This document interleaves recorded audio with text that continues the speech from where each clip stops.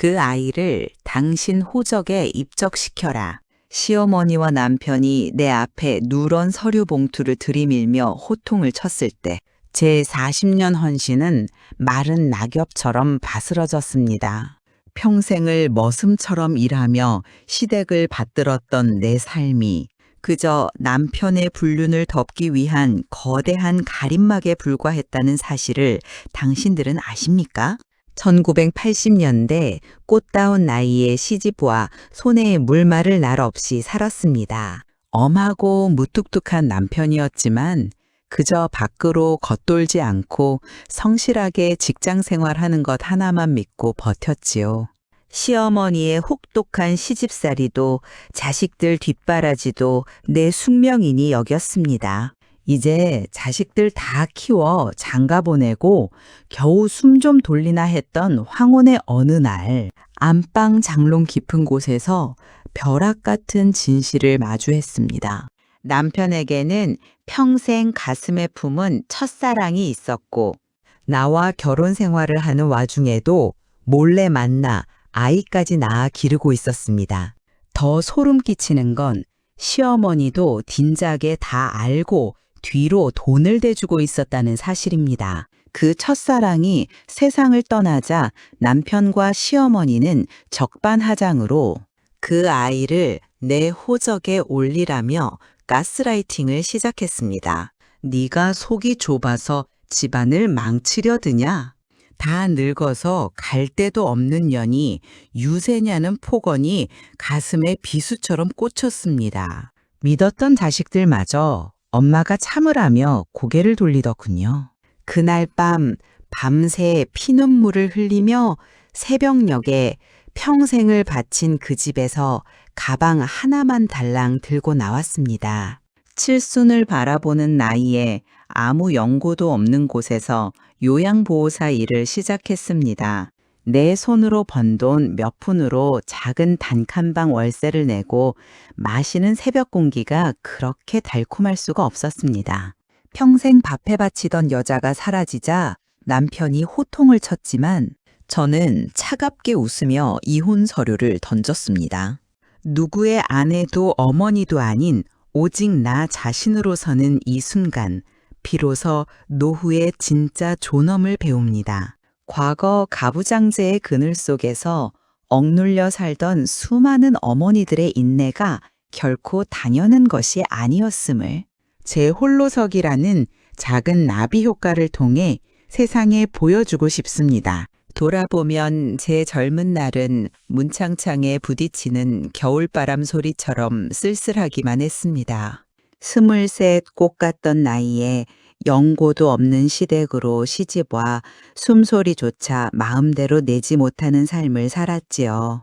대가족의 하루 3끼 끼니를 챙기느라 새벽부터 가마솥 앞을 지키다 보면 제 치맛자락에는 늘 매캐한 아궁이 연기 냄새와 땀내가 마를 날이 없었습니다. 매서운 시어머니의 눈초리를 피해가며 종종 걸음치는 것이 제 하루의 전부였고 남편이라는 사람은 언제나 저만치 멀리 서서 얼음장 같은 눈빛만 보낼 뿐이었습니다.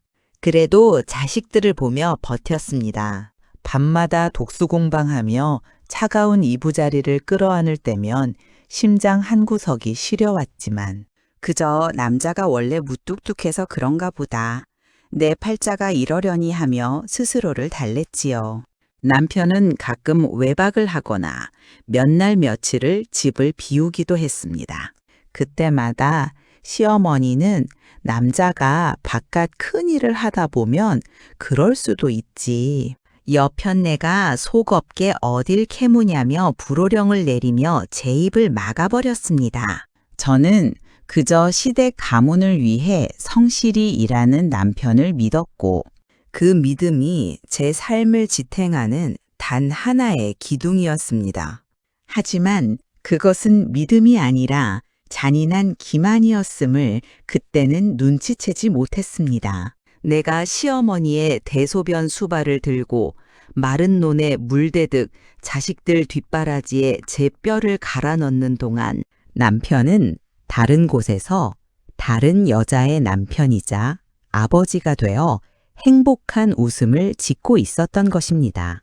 내 젊음과 눈물로 쌓아올린 이 집안이 사실은 하나만을 철저히 속이기 위해 짜인 잔혹한 연극 무대였다는 사실을 깨달았을 때의 배신감은 그 어떤 칼날보다 예리하게 제 가슴을 도려냈습니다.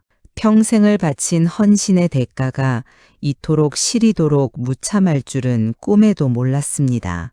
어미야, 이 아이 호적 올리는 문제로 더는 시끄럽게 하지 마라. 죽은 사람 자식인데 어쨌든 이 집안 귀한 핏줄 아니냐. 시어머니가 그 아이를 집안에 들이며 제게 던진 첫마디는 제 평생의 정조와 인내를 단숨에 쓰레기 더미로 만들어버렸습니다. 그 애를 처음 집안에 들여놓던 날 하늘에선 구멍이라도 난 듯 장대비가 쏟아졌지요. 남편은 지극정성으로 그 아이의 젖은 어깨를 감싸 안았고 시어머니는 기다렸다는 듯 버선발로 뛰어나가 툼에 안았습니다. 평생 저에게는 단 한 번도 보여준 적 없는 지극한 미소였고 따뜻한 눈빛이었습니다. 제 가슴은 시퍼런 도끼로 사정없이 찍혀내리는 것처럼 피가 솟구쳤습니다. 기가 막혀 바들바들 떠는 저를 향해 남편은 오히려 적반하장으로 호통을 쳤습니다. 당신이 이 집안의 맏며느리가 돼서 가여운 아이 하나 품어주지 못해 이 난리를 피우냐? 사람이 왜 그렇게 속이 밴댕이 소갈딱지 같아? 40년을 군소리 없이 종처럼 모신 대가가 고작 속 좁은 악처라는 낙인이었습니다. 하지만 제 심장을 진짜 도려낸 건 따로 있었습니다. 제가 배 아파 나 목숨처럼 키운 자식들마저 슬그머니 논을 피하더니 엄마 아버지가 잘못하시긴 했지만 이제 와서 동네 창피하게 일을 크게 만들 필요가 있느냐며 오히려 저를 타박하더군요. 자식들의 그 냉소적인 눈빛 앞에서 제 인생이라는 모래성은 흔적도 없이 무너져 내렸습니다. 온 세상이 저 하나를 바보로 만들기 위해 똘똘 뭉친 거대한 벽 같았습니다. 새벽마다 정한수를 떠놓고 남편 잘되라, 자식 잘되라 빌었던 제 모든 정성이 사실은 남편의 더러운 불륜을 안전하게 지켜주기 위한 재물이었다는 사실을 깨달았을 때의 모멸감은 말로 다 표현할 수가 없습니다. 뼛속까지 시려오는 배신감의 잿더미 속에서 저는 눈을 떴습니다. 이곳은 내가 목숨 걸고 지켜야 할 가정이 아니라 나라는 존재를 야금야금 갉아먹는 지옥이었다는 것을요. 그들의 뻔뻔한 낯짝을 똑바로 응시하며 저는 평생 처음으로 마음속 깊은 곳에서 단단하고 뜨거운 불꽃이 피어오르는 것을 느꼈습니다. 더는 이 지옥에서 썩지 않겠다는 잔인하고도 명확한 각성이었습니다. 모든 진실을 마주한 그날 밤 저는 눈물조차 흘리지 못했습니다. 밤새 안방 바닥에 주저앉아 멍하니 벽만 바라보다가 새벽 미명이 밝아올 무렵 서랍 깊숙이 넣어두었던 낡은 천 가방 하나를 꺼냈습니다. 40년 세월 동안 제 손때가 묻은 옷가지 몇 벌과 통장, 그리고 주민등록증이 전 재산의 전부였지요. 평생을 내 집이라 믿고 뼈를 갈아 넣었던 그 집을 나설 때 제 발걸음은 마치 살얼음판 위를 걷듯 위태롭고 무거웠습니다. 조심스럽게 대문을 닫는 순간 철컥하는 쇠붙이 소리가 제 인생의 한 장이 영원히 끝났음을 알리는 슬픈 종소리처럼 귓가를 때렸습니다. 칠순을 바라보는 이 늙은 나이에 세상 밖으로 나오니 참으로 갈 곳이 없더군요. 자식들에게 짐이 되기도 싫고 아는 이 하나 없는 낯선 도시의 변두리에 겨우 햇빛 한 줌 드는 작은 반지하 단칸방을 얻었습니다. 차가운 장판 바닥에 홀로 누워 가만히 천장을 바라보는데 서글픔보다는 기묘한 해방감이 가슴 깊은 곳에서 밀려왔습니다. 평생 시댁 식구들 삼시세끼 차려 바치느라 남편 눈치 보느라 정작 내 입으로 들어가는 밥 한 숟가락 편히 삼키지 못했는데 내 손으로 끓인 소박한 라면 한 그릇이 그렇게 달고 눈물겨울 수가 없었습니다. 살기 위해 요양보호사 교육을 받고 나보다 더 늙고 병든 노인들의 수발을 들기 시작했습니다. 하루 종일 허리를 굽혀 남의 집 청소를 하고 빨래를 하느라 온몸에 마디마디가 쑤셔왔지만 제 땀방울로 번 귀한 돈 몇 푼이 통장에 찍히던 그날, 저는 난생 처음으로 나라는 사람의 존재 가치를 깨달았습니다. 남편과 시댁은 제가 몇 달 못 버티고 돈줄이 말라 제 발로 기어들어 올 거라 믿었겠지요. 하지만 가방 하나 달랑 들고 지옥을 걸어 나온 한 여자의 결심이 얼마나 단단한지 그들은 꿈에도 알지 못했을 것입니다.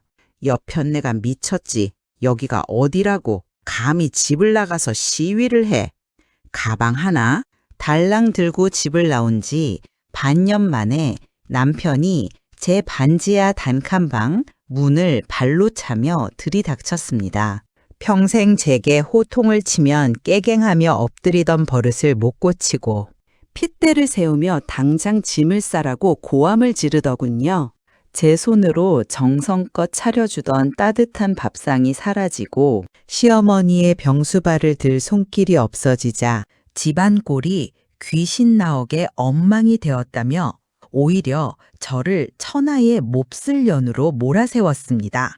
그 사람의 시뻘개진 얼굴을 가만히 올려다보는데 신기하게도 제 가슴엔 아무런 미움도 분노도 잃지 않았습니다. 그저 오물덩어리를 보는 듯한 깊은 환멸만이 차오를 뿐이었습니다. 남편은 제 방구석에 놓인 요양보호사 유니폼을 보더니 혀를 쯧쯧하며 모멸찬 비웃음을 날렸습니다. 남부럽지 않게 먹여주고 재워줬더니 고작 밖에서 남의 똥오줌이나 받아내려고 이 난리를 피웠냐? 핏줄 하나 품지 못하는 독한 년이 남의 부모 수발은 잘도 든다. 그 가당치도 않은 가스라이팅과 폭언 앞에서. 저는 서랍 속에서 미리 준비해둔 서류 한 장을 꺼내 남편의 발밑에 조용히 던졌습니다. 바로 도장이 선명하게 찍힌 이혼 서류였습니다. 이게 뭐냐며 눈을 부릅뜨는 남편의 얼굴을 향해 저는 평생 처음으로 소리내어 차갑게 웃어주었습니다. 그 미소는 40년 동안 짓눌려 살던 한 여자가 세상에 던지는 가장 매서운 반격이었습니다. 당신들이 나를 갈데없는 늙은이라고 무시했지? 내 손으로 번 귀한 돈 몇 푼으로 이 차가운 장판 바닥에 누워 자도 당신들과 숨쉬던 그 지옥 같은 대저택보다 여기가 100번, 1000번 천국이야. 제 입에서 흘러나오는 단단하고 서슬퍼런 어조에 남편의 눈동자가 흔들리기 시작했습니다. 평생을 종처럼 부리며 윽박지르면 기어들어 올 줄 알았던 아내가 완전히 다른 사람이 되어 자신을 내려다보고 있었으니까요. 황혼의 나이에 비로소 누구의 아내라는 낡은 껍데기를 찢어발기고 오직 제 이름 석자로 당당하게 마주선 눈부신 순간이었습니다. 엄마, 제발 부탁이니까 집으로 돌아오세요. 아버지가 저러시는 것도 다 한때요. 남편이 이혼 서류를 보고 기가 질려 돌아간 며칠 뒤 이번에는 제가 목숨보다 아꼈던 큰아들이 찾아와 제 손을 붙잡고 눈물을 흘렸습니다. 제 가슴을 가장 아프게 도려냈던 남편의 불륜을 방관하던 바로 그 아들이었지요. 아들의 눈물을 보는 순간 가슴이 철렁 내려앉았지만 이내 이 눈물이 저를 걱정해서가 아니라 집안의 체면과 늙은 아비의 수발을 들 사람이 없어진 불판함 때문이라는 것을 깨달았습니다. 저는 아들의 축축한 손을 차분하게 하지만 단호하게 밀쳐냈습니다. 어린 시절 아들의 작은 상처 하나에도 밤을 새우며 피눈물을 흘렸던 저였습니다. 하지만 제가 시댁이라는 감옥에서 영혼이 갉아먹힐 때 제 자식들은 그저 방관자이자 공범일 뿐이었습니다. 지아비의 허물을 덮는 것이 아내의 도리라며 저를 가스라이팅하던 자식들에게 저는 나직한 목소리로 말했습니다. 내가 평생 너희를 위해 내 뼈를 갈아 넣었지만 이제 내 인생의 주인은 나다. 더는 너희 아버지가 저지른 더러운 죄의 구렁텅이에 나를 제물로 바치지 마라. 핏줄이라는 잔인한 굴레를 제 손으로 완전히 끊어내는 순간이었습니다. 자식마저 돌아서자 비로소 세상에 온전히 홀로 남겨진 기분이 들었습니다. 하지만 그 고독은 저를 무너뜨리는 절망이 아니라 온전히 저 자신으로 피어나게 하는 걸음이 되었습니다. 내 손으로 빤 하얀 이불을 햇볕에 널고 그 아래서 서늘한 바람을 맞으며 마시는 차 한 잔의 여유 속에서 저는 비로소 살아있음을 느낍니다. 평생 남의 눈치만 보며 억눌려 살던 늙은 여자가 노년에 이르러서야 제 인생의 가장 아름다운 화양 연화를 스스로 만들어가고 있는 것입니다. 내가 쓰레기장에 버렸던 그 핏줄이 2조 원대 자산가가 되어 내 앞에 나타나다니. 제 무덤이 될 줄 알았던 반지하 단칸방에서 요양보호사로 묵묵히 삶을 읽어내던 어느 날, 평생 저를 가스라이팅하며 군림했던 시어머니가 사시나무 떨듯 떨며 제 방으로 찾아와 무릎을 꿇었습니다. 시어머니의 손에는 대기업의 로고가 선명히 막힌 신문 기사와 함께 남편이 그토록 애지중지하며 제 호적에 올리라던 첫사랑의 딸이 알고 보니 남편의 핏줄이 아니라 다른 남자의 아이였다는 유전자 검사 결과지가 쥐어져 있었지요. 남편과 시어머니는 평생 남의 자식을 귀한 핏줄이라 믿고 온 재산을 퍼붓고 있었던 것이고 진짜 천벌은 따로 시작되고 있었습니다. 그 소름 끼치는 반전의 소용돌이 속에서 진짜 기적 같은 나비 효과가 일어났습니다. 제가 요양보호사로 지극정성으로 돌보며 마음을 나누었던 외로운 독거노인이 계셨는데 그분이 바로 자수성가로 2조 원대 자산가가 된 거물이었던 것입니다. 평생 자식들에게 버림받고 마음의 문을 닫았던 그 회장님은 시댁의 폭언과 가스라이팅 속에서도 끝내 자신의 존엄을 지키며 당당하게 홀로서기를 해낸 제 강인함과 따뜻한 성품에 깊은 감명을 받으셨다고 했습니다. 회장님은 저를 당신의 유일한 정신적 동반자이자 공식적인 재산 상속인이자 대리인으로 세상에 공표하셨습니다. 반지하 구석방에서 남의 수발을 들던 늙은 여자가 하루아침에 2조 자산의 거대한 흐름을 움직이는 주역이 된 것입니다. 뒤늦게 이 천인공노할 소식을 접한 남편과 시댁 식구들이 거짓골을 하고 허겁지겁 저를 찾아왔습니다. 평생 저를 갈데없는 늙은이라 비웃으며 호통치던 남편은 이제 제 발치에 엎드려 여보, 내가 죽을 죄를 지었소. 제발 한 번만 살려달라며 피눈물을 흘리며 애원하더군요. 그런 그들을 차갑게 내려다보며 저는 평생 가장 눈부시고 매서운 미소를 지어 보였습니다. 핏줄이 아니면 품지 못한다며 나를 짓밟던 당신들이 이제 와서 돈 앞에 무릎을 꿇는구나. 당신들이 던진 더러운 폭언과 기만은 결국 당신들의 목을 죄는 밧줄이 되어 돌아간 거야. 황혼의 끝자락에서 비로소 이뤄낸 이 완벽한 승리는 참는 것만이 미덕인 줄 알고 살던 이 시대, 모든 어머니들에게 던지는 묵직한 구원의 메시지였습니다. 나이 70에 무슨 새삼스런 인생이냐고 묻는 이들에게 저는 이제야 비로소 진짜 내 삶을 살기 시작했다고 당당히 말합니다. 법원에서 날아온 이혼 확정 판결문을 손에 쥔 날, 제 40년 올감했던 무거운 쇠사슬이 비로소 완전히 풀려나갔습니다. 남편과 시댁은 핏줄 타령을 하며 저를 짓밟고 가스라이팅했지만 그들이 돈 앞에 무릎 꿇고 피눈물을 흘리는 모습을 뒤로 한 채 저는 미련 없이 그 지옥을 걸어 나왔지요. 2조 자산가 회장님의 정당한 상속인이자 대리인이 된 지금 제 손에는 과분한 물질이 쥐어졌지만 제 마음을 가장 풍요롭게 하는 것은 따로 있습니다. 그것은 바로 누구의 아내도 며느리도 아닌 온전한 자유입니다. 지난 세월 동안 저는 시장 바닥에서 반찬 가게를 하며 또 남의 집 시어머니 병수발을 들며 온갖 모멸찬 폭언을 가슴에 묻어야 했습니다.